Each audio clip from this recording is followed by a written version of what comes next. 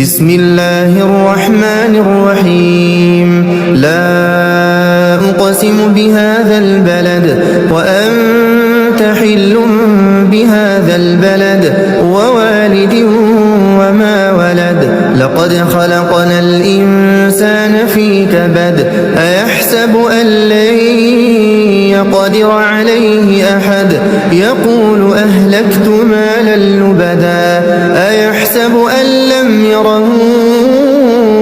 أحد ألم نجعل له عينين ولسانا وشفتين وهديناه النجدين فلاقتحم العقبة وما أدراك ما العقبة فك رقبة أو إطعام في يوم ذي مسغبة يتيما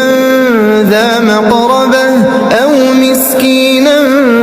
ذا متربة ثم كان من الذين آمنوا وتواصوا بالصبر وتواصوا بالمرحمة